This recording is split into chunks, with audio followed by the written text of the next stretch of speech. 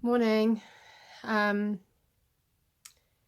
it's been a crazy couple of weeks. Emotionally, I think more than physically, although that's been hard. We had an incident at my daughter's school, and basically she's only 4, bless her. She'll be 5 in April, and one of the children has been saying to her, "Your mummy's not coming to pick you up today because she's gone to heaven."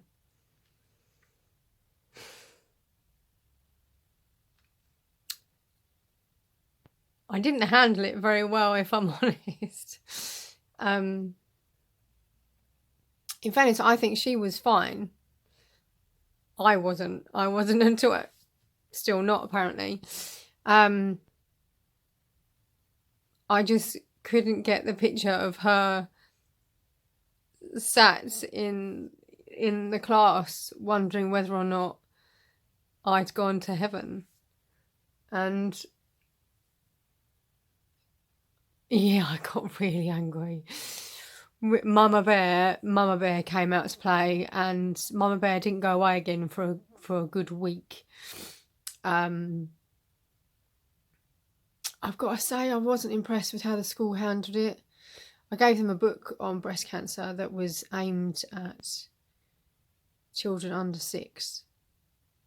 So it was really basic language, but it still used the terminology. It still mentioned chemotherapy and radiotherapy. So, the kids would understand what you were talking about, but it's a really good book. And I'd given that to the school, and I, spoke to the teacher and head of early years, whatever it is, and suggested that perhaps they, talk to the kids. And when I picked her up from school that day, I was told, no, we're probably not going to do anything because we don't think the parents would like it. That made me even angrier. But it's good to know that I can dictate my child's education, and apparently she's not going to be learning anything about life, so that's brilliant. And then I was left thinking that I should be wearing a wig. I've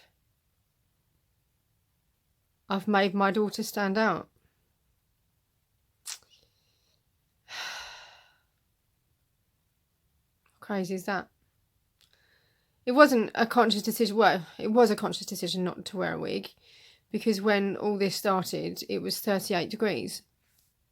And I couldn't cope with the heat.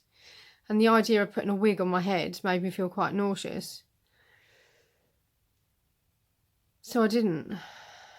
And now it's a bit like, well, it's getting cold, so I suppose I could. Maybe I should, it's getting cold. So yeah, I had to deal with the anger, the mama bear, and then the guilt that my beautiful, sensitive daughter is being outed because her mum's got no hair, because her mum's poorly. So yeah, that was an interesting week. And in that week as well, we decided that we were going to move. That we were going to buy a house, because apparently we don't have enough stress. Which is really quite exciting and has been a really nice distraction to go and look in other people's houses. I've had some brilliant inspiration from other people, like, oh, that looks nice. I'm going to steal that idea, and when I do get a house, I'm going to use it. So for the past couple of weeks, we have been looking at houses in our area with like a 4-bed, because we're in a 3-bed, but I've got a stepson, and bless him, he's got nowhere to sleep. Not really. I really want to give him his own space, so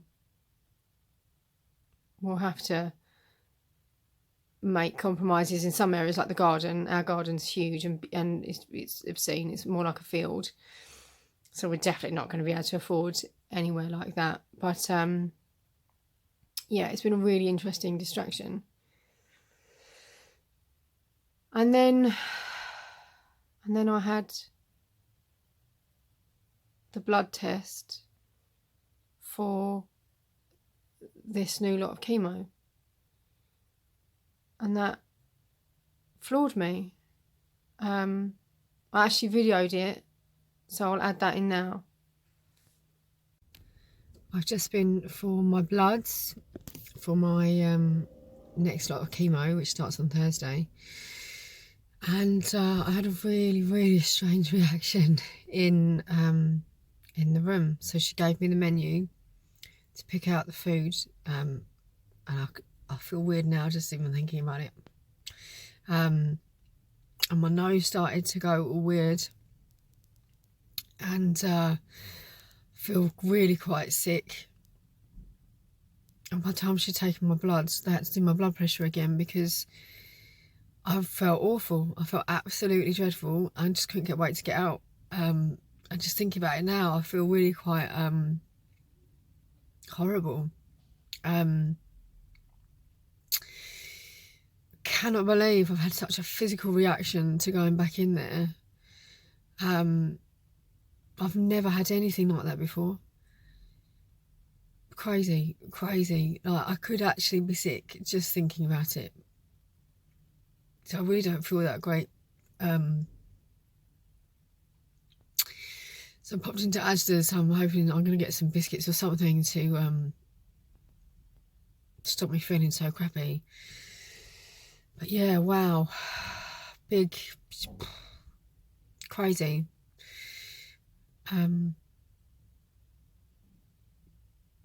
Yeah, we don't feel very well. I also got my new, excuse the state of my bedroom, fake boob. Actually, it's really quite weighty. It's a bit weird. And if I'm honest, I mean, it's even got like a little weird, I don't know if you can see it. It's got like a little weird fake nipple. No, I don't think you can see that really.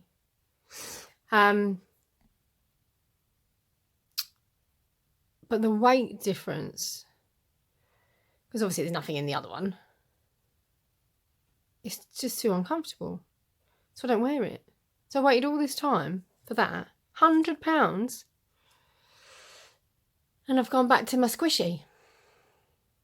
Because I figure as well, because it's quite hard, and the other one isn't, when people hug me, they're going to feel this really weird imbalance. Like I've had a boob job one side and didn't have enough money for the other one. At least now, when, you know, when they hug me, they both squish. See, this is what my life has boiled down to. Whether or not my boobs squish and people hug me. So, what else has gone on? So we decided to buy a house, and I have fallen in love with the house. And it's perfect. Literally ticks every single box. There's 3 bedrooms for the kids, all pretty much the same size. There's a master bedroom, obviously, for us, but it has a dressing room and an ensuite. And an ensuite like I have never seen. It rivals most family bathrooms. And then the downstairs space is just so good for entertaining and things like that, because we love having people around. Because obviously we can't go anywhere because of the girls. And just, oh, it's perfect. We didn't think we had the budget, and we do, and it's gone. And I've been talking to angels and gods and all kinds of things to say, give us a house, let's have the house. So I haven't given up hope, because I truly believe that what is for you doesn't go past you. And that house should be for us. It's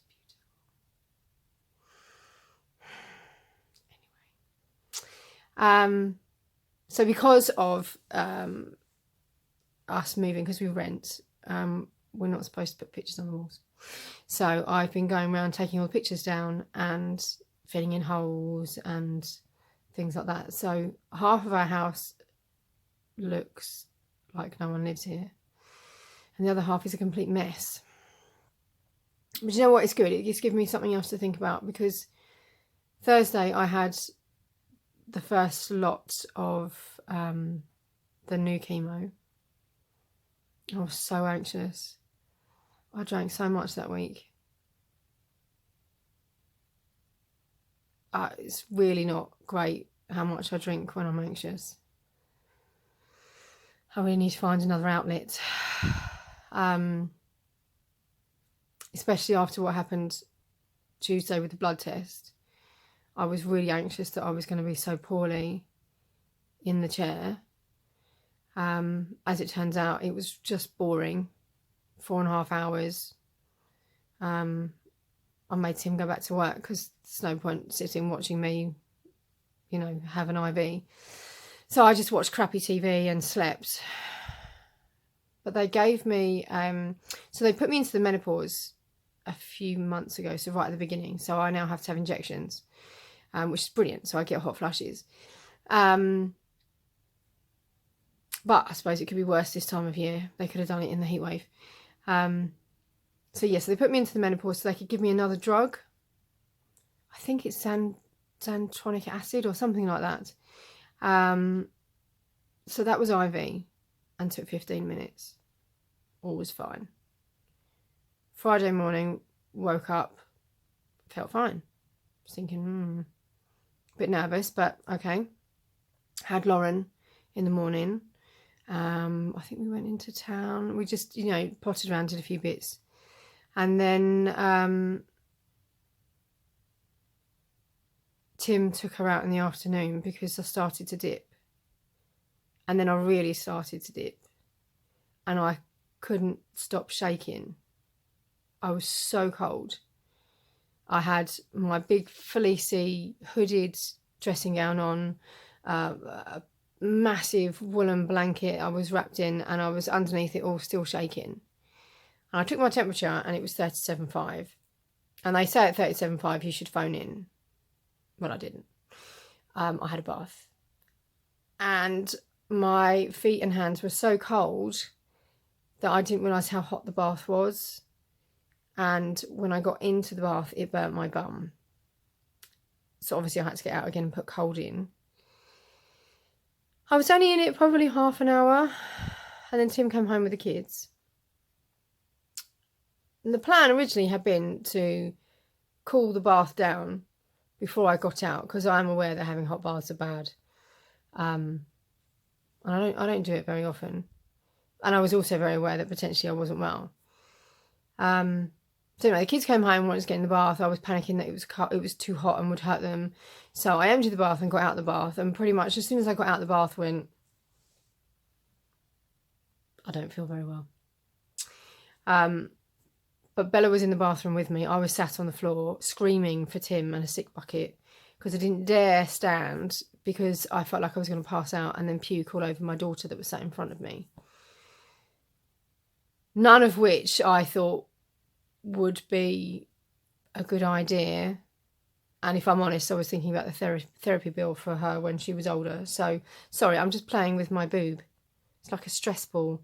Actually, that's exactly what it feels like. Stress ball. That was a lovely face, wasn't it? That Tim would say, don't do that in public, so I do apologise. Yeah, so then we took my temperature after I'd emptied my guts. It was 38.8. So obviously I just took paracetamol and I didn't call anyone. I did everything that I wasn't supposed to do. And went to bed. And it did start to come down. But you know, I hated hearing the girls calling for me at bedtime, and I couldn't get my head off the pillow. It was so sad. And Bella kept coming in and just standing and just staring in my face, like here, which she thought was very funny. It was very sweet. And then I was ill again in the night. My temperature spiked again. I woke up really shaky and then was sick again. And to be honest, I feel like I've been given a free ticket. The last chemos I've had, I've not been poorly like that. And so just focused on the weight loss, really. And then the pain started. Incredible, agonising pain. It felt like every bone in my legs were going to break, especially my knees and my ankles. And I could hardly walk. And that went on, well, what's today? Today's Wednesday. They still feel like they still ache. You know, if you go for a really long walk and the next day you know that you've done something you don't normally do, that's how they feel constantly. Fortunately, I don't have the ZA, the xantronic acid thing every time. That's every 6 weeks, and then every 6 months for 3 years. And I'm hoping that the reason it hurt so much was a combination of that and the injection I have to give myself. Because the injection I give myself the next day, it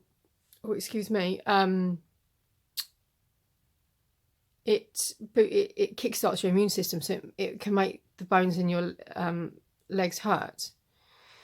So I'm hoping that the combination of the two is why it was so painful. Because I'm not sure mentally that's going to hurt. That's going to really hurt, that pain. Knowing that pain's coming. If not, I'd rather be sick. I'd rather be sick 24/7 for a week than put up with that pain. Because I can't do anything with the kids either. You know, like I look normal. I can sit down and I'm talking and I'm fine. And the minute my feet touch the floor, it's the agonising pain. So the kids don't get it. You know, they ached all the time, but the agonising pain wasn't until I put my... So I ended up with a cane. Like some geriatric old woman. So not only am I bald, I've got one boob, I've now got a cane. So there we are. So we have come to the conclusion that we are going to wait to the new year to sell our flat. And a friend of ours went out to India last year. He's been poorly. And there's a retreat. I can't think of the name of it. I don't fully understand what they do there. They do I think it's a Vedic diet, which is the Indian medical diet. And there's vomiting therapy. There's things I don't think I really want to look into hard. But he swears by it. And ever since I got poorly, has said I should go. But it's 5 weeks. Or it can be 5 weeks. Three weeks is the therapy, and then 2 weeks is the nice bit where, you know, you get to recover on a beach and come back to life fully before you come home. I can't leave my kids for 5 weeks. So I really want to go. It's a lot of money. It's $2,500 to do the 3 week vomiting and pooing and I don't even know what else. So basically you feel like you're dying for 3 weeks, and it flushes your body of all the toxins. And I got quite emotional yesterday. We were standing outside the house talking, and I think it was the idea of the cancer coming back.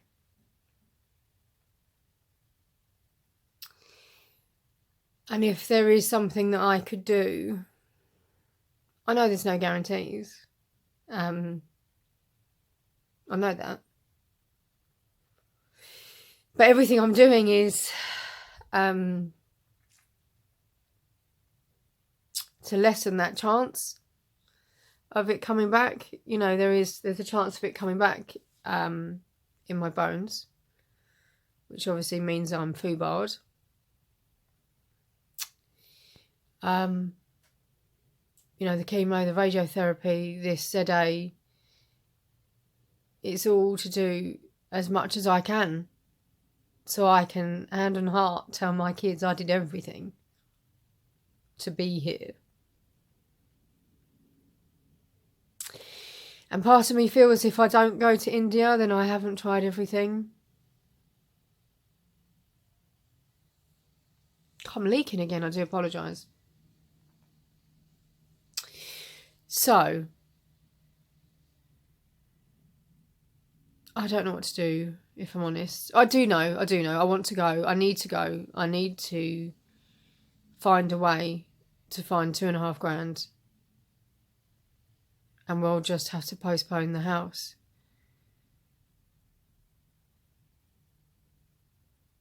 We live in a house. You know, the kids have got a roof. Okay, we rent and it's dead money.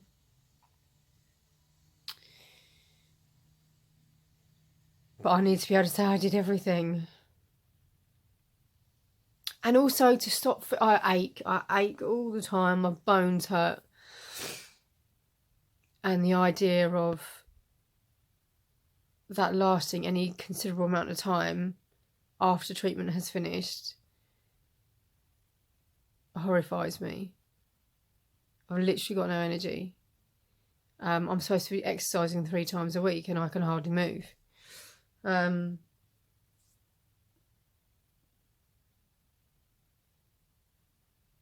So I guess I'm going to India for vomiting therapy. I'm not going to read up too much on that. To be honest, I haven't read much on the chemo.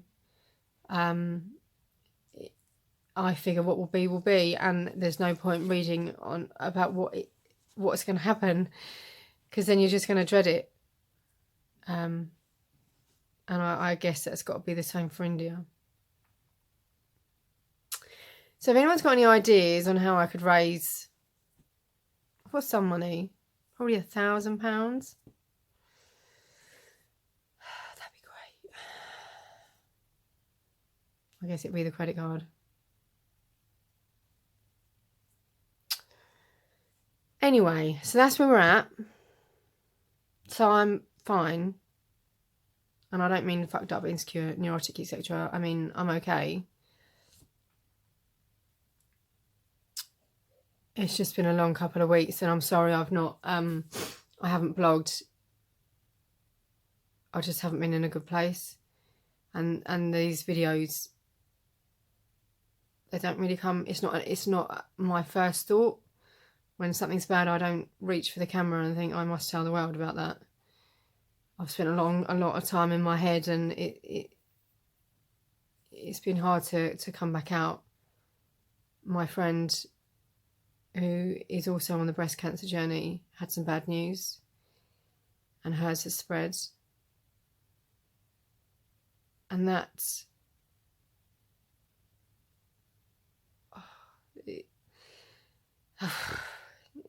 it's just so incredibly unfair. She's been fighting this a lot longer than I have, but I kind of hoped that we would, you know, finish this journey together, and she's got to continue chemo again, and so it's not going to happen that way, and it just makes me incredibly sad.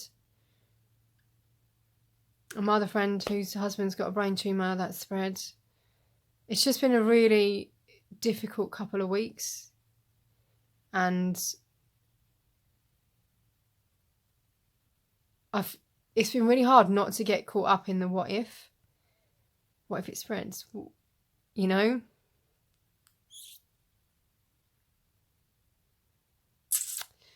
So I refuse to leak.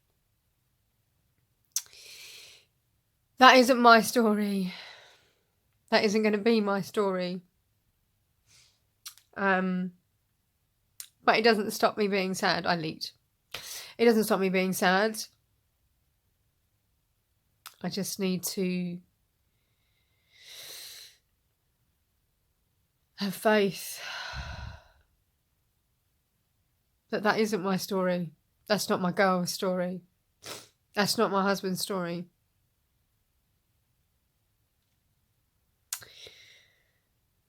So yeah, it's been good doing the video. I'd forgotten how good it is to talk to you all, and thank you for listening, putting up with my dribble. I do appreciate this has been a long one.